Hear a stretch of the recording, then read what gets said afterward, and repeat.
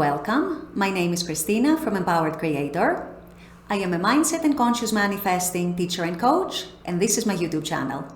Here I talk about all things law of assumption, mindset, conscious manifesting, the quantum universe, and a lot more. And my goal is to simplify everything without the fluff.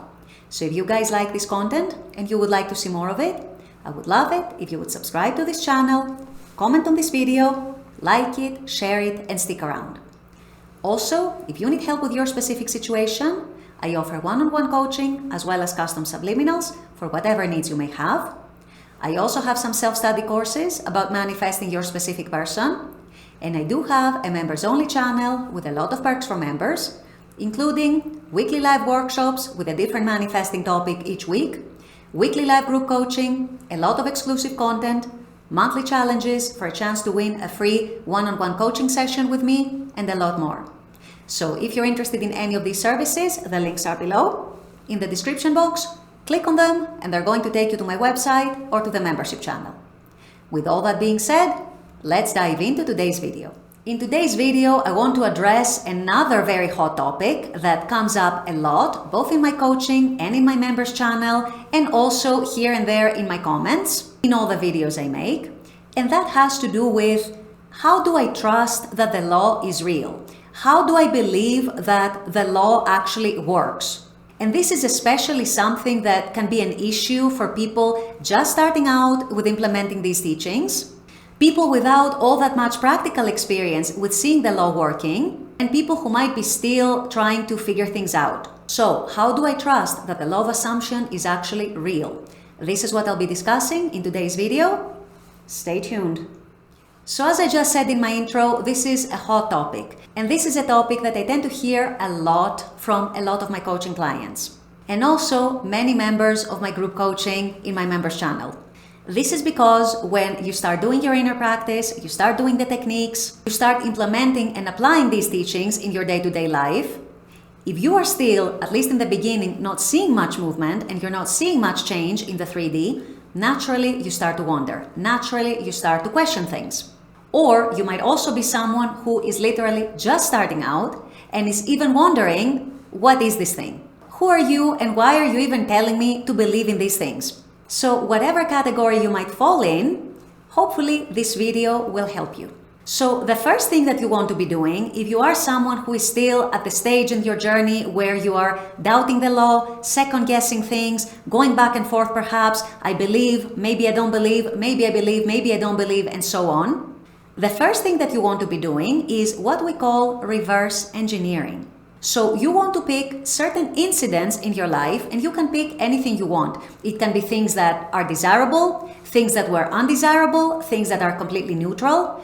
But the point behind doing that is taking the event as it happened in the 3D and as it manifested in your 3D reality and looking to see if there is an association with what your dominant mental and emotional state was at the time. In other words, if your SP broke up with you some time ago, can you honestly and literally say that you were on cloud 9, everything was perfect, you felt amazing, you had absolute certainty in their love and their feelings for you? Or could you actually say, if you were honest with yourself, that you were dwelling in a lot of doubt, that you were perhaps questioning their intentions a lot, that you had started to question their feelings? Or perhaps maybe you felt relatively secure in their feelings, but you were still saying and thinking things like, oh, this is too good to be true. Or this is not going to last. They're going to leave me for someone else, perhaps. Even if you were saying that a lot jokingly, that was still getting impressed in your subconscious, in some cases at least. So you want to take an honest assessment of what your dominant mental and emotional state was at the time when that event manifested into your life. Like I said, that equally applies to things that are desirable. Think back to the time when you got your dream job or a promotion that you had really wanted. Yes, maybe you had some nerves. Yes, maybe you had some doubts here and there. But can you actually say that your dominant state was a state of doubting everything, doubting yourself, never believing that you would get that job, never thinking you had a chance? Or can you actually say that there were a lot of moments of clarity and certainty where you really felt like, yes, this job is mine. Yes, this promotion is mine. Yes, I deserve this and I shall have it. Yes, this is how I see myself in the near future. This is how I imagine myself. This is the position I imagine for myself. And perhaps you were even daydreaming about things like what you would wear in that new position, what you would do as part of your new tasks and your new responsibilities. In other words, mentally and emotionally preparing for that new step in your life. So that is, you guys, a first very good and very important step, especially if you recently started out with these teachings, to prove to yourself that the law actually works.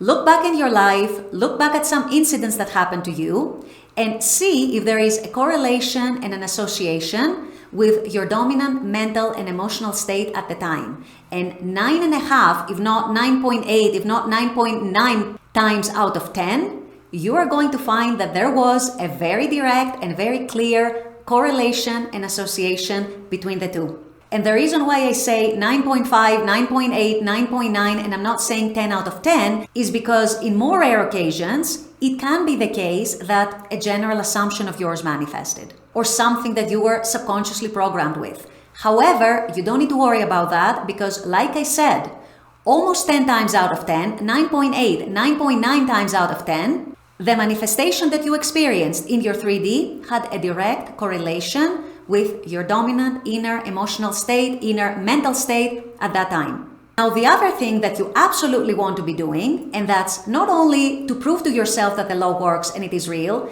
but also because learning to be a conscious manifestor is really like training a muscle. It's really inner practice. It's really training yourself to view reality in a different way, is that you want to apply the law. Make it a lifestyle, make it something that you do every day, intentionally, purposefully, and implement those teachings in your day-to-day life in everything big and small. Do you want your favorite parking spot to always be open for you? Fantastic. Manifest that. Do you want your favorite hairstylist to have an appointment open for you at your preferred date and time? Manifest that. You want the bigger things, the promotion, the relationship, the SP, the money, the health, manifest that as well. You want to make applying the law a lifestyle. You want to make not looking at the 3D for cues and instead going within and creating your own preferred reality and dwelling in that reality, your new lifestyle. The more you do that and the more consistent you stay in that, the more successes you will start piling up. And the more successes you start piling up, the more you are going to be proving to yourself that the law works, that it is real, that these teachings are not woo-woo. These teachings are in fact based on universal laws that you are using to your advantage. And the more you have tangible evidence that this thing works in the 3D and you see it working in the 3D, the more you're going to believe in it and the more you're going to be building your faith around it. For some people, maybe not for everyone, but for some people, it may also help you to read or listen to success stories from other conscious manifestors, as that gives you the motivation and the inspiration to follow in their steps. When we hear about other people being successful, our mind automatically thinks along the lines of, if they did it, that means I can do it too. And that gives you motivation and inspiration, at least in the majority of cases. So that might be another softer, let's call it, way to believe in the law. But the biggest ways and the most important ways and the most important steps are for you to look back into your life, to reverse engineer certain incidents in your life and see how they applied to your inner psyche at the time. And also, even more importantly, the most important thing perhaps, is what I just said. You want to be applying the teachings. There is no other way and no better way to build your faith in the law and prove it to yourself that it works. These teachings work. This is what is going to build your trust. This is what is going to build your confidence in continuing to be a conscious manifestor, continuing with this lifestyle, continuing with this practice, acquiring more and more of your desires, also perhaps even helping other people in your life with their own desires, and overall creating a much smoother experience for yourself, a much more harmonious life for yourself and for the people you love, and enjoying that experience, relishing in that experience, having a good time in that experience. Remember, of course, that you want to be consistent in your practice. Without consistency, there usually aren't many results, at least in the beginning, because you are still unlearning the previous way of viewing the world and reality, and you are relearning a new way to see the world and to see reality. So you want to be consistent in your practice so that it becomes a mental habit for you. By the time it's become a mental habit, you will have likely acquired a lot of experience in the law, you will have a lot of success stories under your belt, and you will probably already be a believer. With all that being said, I'm going to wrap up this video here. I intend that this has helped. As always, I very much appreciate you guys being on this channel, watching this content. I love making this content for you.